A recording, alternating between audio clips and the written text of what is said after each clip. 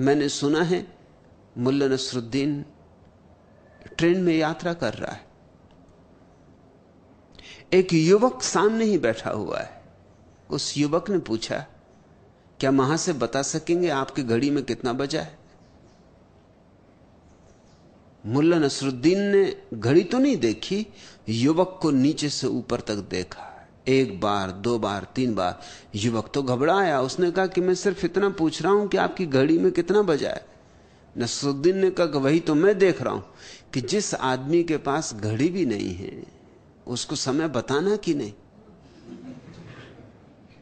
उस युवक ने कहा, आप भी हैरानी की बात करते हैं, घड़ी नहीं है इसलिए तो पूछ रहा हूं, इसमें आपका क्या बिगड़ जाएगा? नसरुद्दीन ने कहा कि भाई मेरे, तुम अभी जवान हो, मैं बूढ़ा, अभी तुम्हें अनुभव नहीं। अभी तुम पूछोगे कि कितना बजा है, मैं कहूंगा कि 5 बज गए, फिर बात आगे बढ़ेगी, कोई यहीं तो रुकने वाली नहीं। बीच पड़ गया, अब इसमें अंकुर निकलेंगे। तुम पूछोगे कहां जा रहे हो, मैं कहूंगा बंबई जा रहा हूं। तुम पूछोगे बंबई में कहां रहते हो। ऐसे सिलसिला चलेगा। आखिर में यह होगा कि मैं तुमसे कहूंगा कि अब बंबई तुम भी आ रहे हो तो मेरे घर भोजन ले लेना, मेरी जवान लड़की।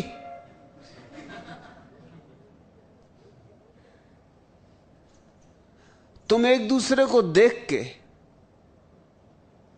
जरूर बातचीत में लग जाओगे, फिल्म देखने जाना चाहोगे और झंझटें शुरू होंगी। और आज नहीं कल तुम प्रस्ताव लेकर हाजिर हो जाओगे कि मुझे विवाह करना आपकी लड़की से। और मैं तुम्हें साफ कह देता हूं, अभी कह देता हूं कि जिस आदमी के पास घड़ी भी नहीं है उसके साथ मैं अपनी लड़की का विवाह नहीं कर सकता। हमें हंसी आती है, मगर ऐसे ही हमारा मन है। ऐसे ही तो तुम कितने जुगाड़ बिठाते रहते हो। देखोगे गौर से तो अपने मन पर भी हंसोगे। मन सेक चिल्ली है, वो दूर दूर की सोचता है, होनी अनहोनी न मालूम क्या क्या सोचता है। तुम जरा लौट के देखो, तुमने कितना जीवन भर में सोचा ऐसा हो वैसा हो, क्या हुआ? कितना उसमें से हुआ? 99% तो कभी हुआ नहीं, लेकिन उस 99% के लिए तुमने कितना समय गंवाया? और जो 1% हुआ उससे क्या हुआ? एक पागल खाने में एक मनोवैज्ञानिक अध्ययन करने आया है। वो पूछता है सुपरिंटेंडेंट से कि ये जो पहला आदमी कटघरे में बंद है और छाती पीट रहा है और हाथ में एक तस्वीर लिए हुए उसे चूमता है और छाती से लगाता है, इसे क्या हो गया? उस सुपरिंटेंडेंट ने कहा, इसकी बड़ी दुख भरी कथा है। जिसकी ये तस्वीर लिए इस स्त्री को प्रेम करता था, विवाह करना चाहता था, लेकिन उस स्त्री ने इंकार कर दिया। तब से ये विक्षिप्त हो गया। बस उसकी तस्वीर ही अब इसका एकमात्र सहारा है। 24 घंटे उसी की धुन लगी। ये मजनू है, आधुनिक मजनू। लैला इसे मिली नहीं।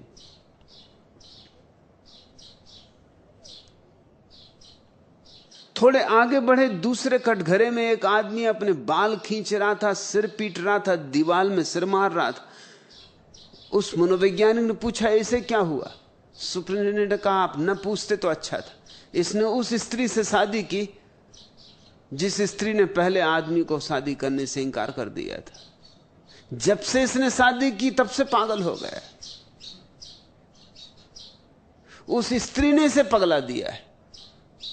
वो स्त्री इसकी जान खाए जा रही। एक विवाहित नहीं हुआ इसलिए रो रहा है, सिर पीट रहा है। एक विवाहित हो गया है इसलिए रो रहा है और सिर पीट रहा है। और ऐसा सारे जगत में घट रहा है। तुम पालोगे तो रोओगे।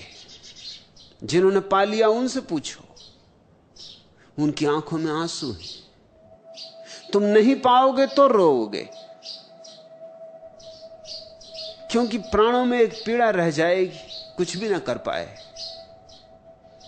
संसार का अर्थ ये वृक्ष, ये चांद तारे, ये आकाश, ये सूरज, ये नदी, पहाड़, ये लोग, पशु पक्षी, यह नहीं है। तुम्हारे तथाकथित महात्मा तुम्हें यही समझाते रहते हैं कि ये जो फैलाव है ये संसार है। नहीं, यह फैलाव संसार नहीं है। तुम्हारे मन का जो फैलाव है, प्रपंच मन का, वह संसार है। उस संसार से मुक्त हुआ जा सकता है। असंभव सा लगेगा शुरू में कि कैसे अपने अतीत से मुक्त हो जाओ, लेकिन अतीत है क्या सिवाय स्मृतियों के ढेर के? राख है, अंगार भी तो नहीं बची। राख से मुक्त होने में ऐसा क्या असंभव है? राख को ढोना मूढ़ता है। राख से मुक्त हो जाना सहज सरल बात होनी चाहिए। जो बीता सो बीता, अब उसको पकड़ के कहां बैठे हो? तुम्हारे हाथ खाली हैं। हाथ खोलो और देखो, वह जा चुका है। अब तुम रो तो भी लौट नहीं सकता। अब तुम लाख परेशान हो तो भी उसे वापस नहीं ला सकते। समय लौटता ही नहीं। इसलिए पीछे लौट लौट के जो देखता है वो व्यर्थ ही कष्ट पा रहा है। वो अपने को ही अकारण सता रहा है। और कितना समय उसमें जा रहा है, कितना बहुमूल्य वर्तमान तुम नष्ट कर रहे हो अतीत की स्मृतियों में। जीवित को मुर्दे के चरणों में झुका रहे हो, जीवित को मुर्दे के आगे समर्पित कर रहे हो, जीवित को मुर्दे के सामने बलि दे रहे हो। और या फिर भविष्य तुम्हें पकड़े हुए कि कल ऐसा करूंगा। कल तो आने दो। कल पहली तो बात कभी आता नहीं। कल कभी आते देखा है? जब आता है आज आता है। और आज को तुम खराब कर रहे हो उस कल के लिए जो कभी आएगा नहीं। और जब आज की तरह कल आएगा भी तो तुम्हारी आदत मजबूत होती जा रही रोज रोज आज को बर्बाद करने की। कल के लिए यह आदत सघन होती जाएगी, यह यंत्रवत हो जाएगी। आज तुम कल के लिए सोचोगे, कल जब आएगा आज की तरह तब तुम फिर कल के लिए सोचोगे। तुम कल भी यही कर रहे थे। जो बीत गया कल, तब तुम आज के लिए सोच रहे थे। लेकिन जियोगे कब? दो कलों के बीच उलझे तुम जियोगे कब? ये दो कल ही चक्की के दो पार्ट हैं जो तुम्हें पीस रहे हैं। इनके बाहर आ जाओ।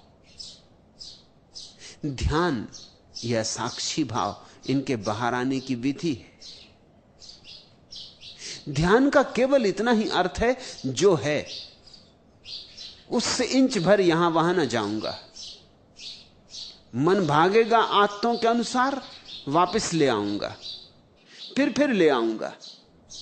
ध्यान की जितनी विधियां हैं, अनंत विधियां हैं ध्यान की, लेकिन सबका मूल सार, सबका राज एक है। किस तरह चैतन्य को वर्तमान में ले आया जाए। जैसे विपस्सना है, बुद्ध की परम विधि।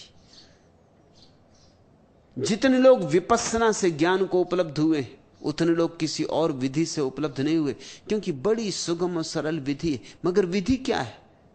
विधि सीधी साफ है। श्वास का बाहर आना, श्वास का भीतर जाना, इसे देखो। विपस्सना का अर्थ होता है देखो, अंतर्दृष्टि। बस देखते रहो, साक्षी बने। ये श्वास भीतर गई, ये भीतर पहुंची, ये क्षण भर ठहरी, ये वापस चली, ये बाहर गई, ये बाहर निकल गई, ये क्षण भर बाहर रुकी रही, ये फिर भीतर आने लगी। बस ये जो श्वास का वर्तुलाकार परिभ्रमण चल रहा है, ये जो श्वास की माला चल रही, इसको देखते रहो, कुछ मत करो। क्या होगा इसका परिणाम? इसका परिणाम कि तुम वर्तमान में जीने की क्षमता को उपलब्ध हो जाओ। श्वास वर्तमान है, बुद्ध ये नहीं कह रहे हैं जो श्वास जा चुकी उसके संबंध में सोचो, जो अभी आने वाली है उसके संबंध में सोचो। वो कह रहे हैं जो अभी है, भीतर जा रही उसके संबंध में, बाहर जा रही उसके संबंध में। श्वास के साथ ही डोलते रहो। मन भागेगा, मन हजार विचार उठाएगा, तुम चुपचाप उसे फिर वापस ले आना श्वास पर। श्वास तो एक बहाना है, निमित्त है, एक खूंटी। यही सारी और विधियों का सार भी है। सूफी इसे जिक्र कहते, प्रभु स्मरण। हर बार अपने मन को वापस लौटाओ प्रभु स्मरण पर। कोई भी नाम चुन लिया, जैसे राम चुन लिया, मन यहां वहां भागे, राम की खूंटी पर वापस ले आओ। पलटू इसी को सुरति कहते हैं। सारे संतों ने इसे सुरति कहा है। सुरति बुद्ध का ही वचन है, लेकिन बिगड़ते बिगड़ते लोक भाषा में आते आते घिसते घिसते सुरति हो गया। बुद्ध ने तो कहा था स्मृति। स्मरण पूर्वक जियो, होश पूर्वक जियो। जो कर रहे हो उसकी स्मृति बनी रहे, उससे हटो मत। संत कहते हैं सुरति, सूफी कहते हैं जिक्र, कृष्णमूर्ति कहते हैं अवेयरनेस, जागृति। महावीर ने कहा है विवेक, बोध। ये अलग अलग नाम है, मगर बात एक, सार एक, राज एक। अतीत और वर्तमान को जाने दो, वे हैं ही नहीं। तुम छायाओं को पकड़े बैठे हो, और छायाओं के कारण तुम माया में पड़े हो। छाया यानी माया, और दोनों छायाओं के बीच में सत्य मौजूद है। सत्य का द्वार खुला है। प्रभु मंदिर का द्वार वर्तमान में खुला है। वर्तमान में जिस दिन आ जाओगे, आने की प्रक्रिया का नाम ध्यान। आ गए, ठहर गए, उस अवस्था का नाम सन्यास। फिर तुम संसार में ऐसे रह सकोगे जैसे जल में कमल। आज प्रेम चैतन्य निश्चित असंभव सा लगता है, क्योंकि आज तो तुम्हें पता ही नहीं कि वर्तमान होता भी है। उन दो ने, अतीत और भविष्य ने, तुम्हारी सारी चेतना को घेर लिया है। धीरे धीरे वर्तमान के लिए तलाशो, खोजो। जो आज असंभव सा है, कल धीरे धीरे संभव हो जाएगा। एक दिन संभव हो जाएगा। हो तो आज ही सकता है संभव, अगर त्वरा हो, तीव्रता हो, समग्रता हो, आकांक्षा, अभिप्सा गहन हो तो सकता है अभी और यहीं। मुझे सुनते सुनते हो जाए। बहुतों को हुआ है, हो रहा है। सिर्फ सुनते सुनते धुन बंध जाती, भूल जाते हो कौन हो तुम, भूल जाते हो कल क्या होना है। यही सत्संग का अर्थ है। किसी के साथ बैठ के वर्तमान में हो जाना सत्संग है। धीरे धीरे तोड़ो जमीन, टूटेगी। जलधार को गिरते देखा है चट्टानों पर। चट्टानें बड़ी मजबूत मालूम पड़ती, पहले सोचोगे तो लगेगा असंभव है कि जलधार कभी चट्टानों को तोड़ पाएगी, लेकिन रस्सी आवत जात है, सिल पर पड़त निशान। रस्सी आते जाते आते जाते आते जाते कठोर चट्टान पर भी निशान छोड़ देती।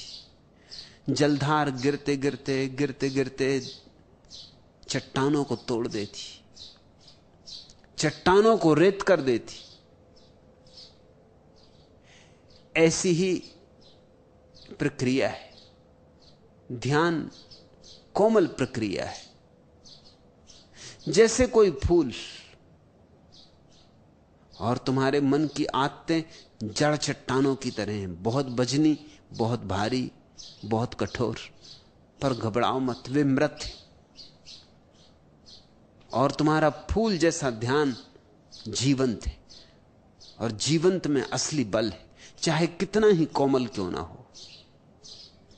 जीवित फूल मुर्दा चट्टानों को तोड़ देगा।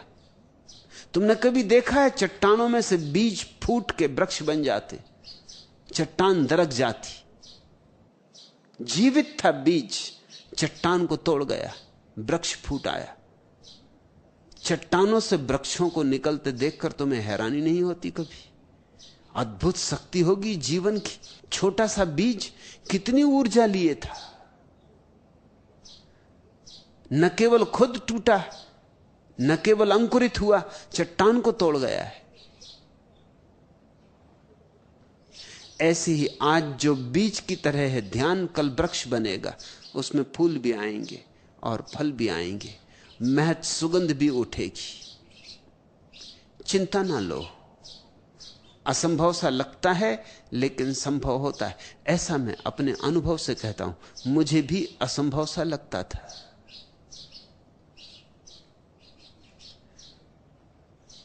वर्षों असंभव सा ही लगता रहा, लेकिन मैं अधीर ना हुआ। कहते पलटू काहे होत अधीर। जितना असंभव सा लगा उतना ही मैंने त्वरा से अपनी ऊर्जा लगा दी, उतनी ही मैंने चुनौती स्वीकार की। बस चुनौती को स्वीकार करने की बात है। फिर ध्यान एक अद्भुत अभियान है। चांद तारों पर पहुंचना आसान है, ध्यान या समाधि में पहुंचना निश्चित कठिन है। मगर चांद तारों पर पहुंच के भी क्या करोगे? आर्मस्ट्रांग जब पहली दफे चांद पर चला तो उसने क्या किया? सोच रहा था पृथ्वी की कि कब घर पहुंचे, पत्नी बच्चों की, मित्रों की। सोच रहा होगा कि कौन सी फिल्म लगी मेरे गांव की टाकीज में। सोच रहा होगा कि आज पत्नी ने क्या भोजन बनाया है। था चांद पर, मगर सोच क्या रहा होगा? सोच रहा होगा कि बस अब एक आध दिन की बात और है कि वापस लौटने की घड़ी आई जाती, घर पहुंचूंगा। चांद पर भी तुम तो तुम ही रहोगे, तुम कैसे बदल जाओगे? इसलिए चांद पे पहुंच के भी कोई कहीं नहीं पहुंचता, लेकिन ध्यान में पहुंच के जरूर तुम एक नए लोक में प्रवेश करते हो।